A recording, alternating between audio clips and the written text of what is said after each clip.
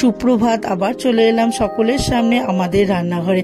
আজকে আরেকটি আমি নিরামিষ খাবার করব, সেটা হচ্ছে গোবিন্দভোগ চাল বাটা দিয়ে থোর ঘন্ট। গোবিন্দভোগ চালটা আমি বেটে রেখেছি ভিজিয়ে, আর থোরটাকে ঝিরি করে কেটে একটু চটকে রেখেছি।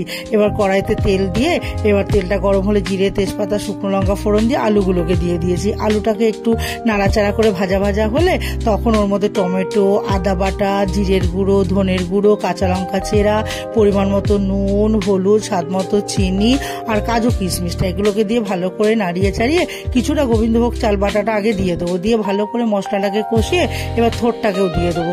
দিয়ে ভালো করে নাড়াচাড়া করে ঢাকা দিয়ে রাখবো। কিছুক্ষণ পর ঢাকাটাকে তুলে আবার একটু ভালো করে নাড়িয়ে চাড়িয়ে বাকি গোবিন্দভোগ চাল বাটাটা দিয়ে এবার দুধ দিয়ে দেবো।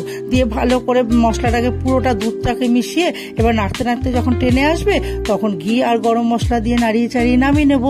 তাহলেই তৈরি হয়ে যাবে আমার গোবিন্দভোগী থোর ঘন্ট।